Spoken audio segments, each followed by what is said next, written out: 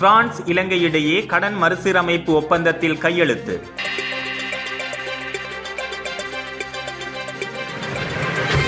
France குடியரசுக்கும் இலங்கை ஜனநாயக சோசலிச குடியரசுக்கும் இடையிலான வெளிநாட்டு கடன் மறுசீரமைப்பு செயல்முறை திட்டத்திற்கு தொடர்புடைய பிரான்ஸ் குடியரசுடன் கடன் மறுசீரமைப்பு தொடர்பாக இருதரப்பு ஒப்பந்தத்தில் கையெழுத்திடுவது வெளிநாட்டு கடன் மறுசீரமைப்பு செயல்பாட்டில் ஒரு முக்கிய மைல்கல்லாகும்.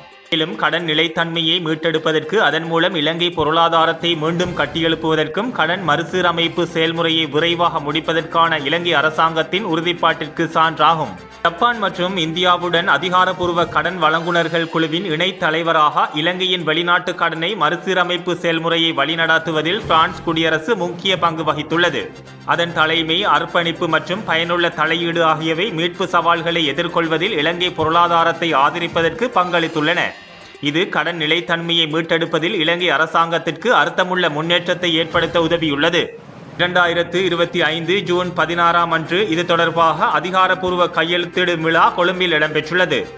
இருதரப்பு கடன் ஒப்பந்தத்தில் இலங்கை அரசாங்கத்தின் சார்பாக நிதி திட்டமிடல் மற்றும் பொருளாதார அபிவிருத்தி அமைச்சின் செயலாளர் திரு KM மஹிந்தா சிறிவர்தனவும், பிரான்ஸ் குடியரசின் சார்பாக பிரேசேரியின் பணிப்பாளர் நாயகம் மற்றும் பலதரப்பு விவகாரங்கள், வர்த்தகம் மற்றும் மேம்பாட்டு கொள்கை துறையின் உதவி செயலாளர் திரு வில்லியம் ரூஸும் கையெழுத்திட்டுள்ளனர்.